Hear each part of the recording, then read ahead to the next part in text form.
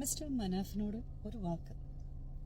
നിങ്ങൾ പോലെയുള്ള നന്മ മരങ്ങളെയാണ് ഈ ലോകത്തിന് ആവശ്യം. പറഞ്ഞു കേട്ടിട്ടില്ലേ, മാങ്ങയുള്ള മാവിനെ കല്ലെറിയൂന്ന്?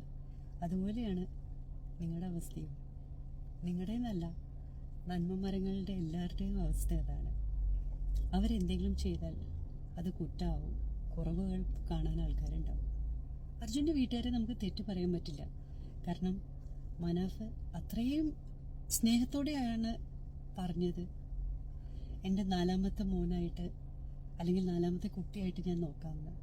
പക്ഷേ നമ്മുടെ നാട്ടിലുണ്ട് കുറച്ച് കീടങ്ങൾ. അവർ പറയും, ആ എനിക്കിപ്പോൾ എന്താ, മനാഫ് ഉണ്ടല്ലോ നോക്കാൻ വേണ്ടിയിട്ടാണ്. അതൊരു നോവൽ തന്നെയാണ്. മനാഫ് ചെയ്തത് തെറ്റ് എന്നല്ല ഞാൻ പറയുന്നത്, ഈ കീടങ്ങളെ പറ്റിയാണ്. പിന്നെ നിങ്ങൾ ചെയ്തൊരു നല്ല കാര്യമുണ്ട്.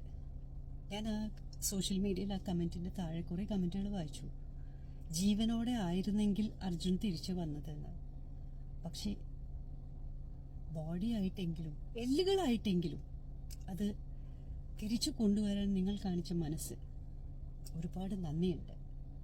കാരണം അത് ആ അമ്മയ്ക്ക് അത് എന്തെന്നില്ലാത്തൊരു സാന്ത്വനം ആയിരിക്കും.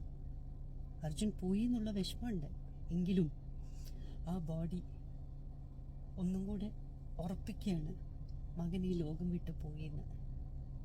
അല്ലായിരുന്നെങ്കിൽ ആ വാതിലിൽ ആരെങ്കിലും മുട്ടുമ്പോൾ, അപരിചിതനായ ആരെങ്കിലും കയറി വരുമ്പോൾ ആ അമ്മ അറിയാതൊന്ന് എഴുന്നേറ്റ് പോകും. എൻ്റെ മോനായിരുന്നു, എൻ്റെ മോനെ പറ്റി പറയാനായിരുന്നു ഇവർ വന്നതെന്ന്. അപ്പം ഇത്രയും വലിയൊരു ദൗത്യം ഏറ്റെടുത്തതിന് മനാഫിന്, അർജുൻ്റെ കുടുംബത്തിനും, നല്ലവരായ നാട്ടുകാർക്കും, പോലീസിനും, എല്ലാവർക്കും നിങ്ങൾ തീർത്തും ഒരു മാതൃകയായിട്ടിരിക്കുകയാണ്. ഈ നന്മ മരങ്ങൾ ഒരുപാട് നാള് നമുക്കിടയിൽ നന്മ ചൊരിഞ്ഞ് ഇരിക്കട്ടെ എന്ന് മാത്രം ആശംസിക്കുന്നു. ആ അമ്മയ്ക്ക് വേണ്ടി ഞാൻ നന്ദി പറയുന്നു.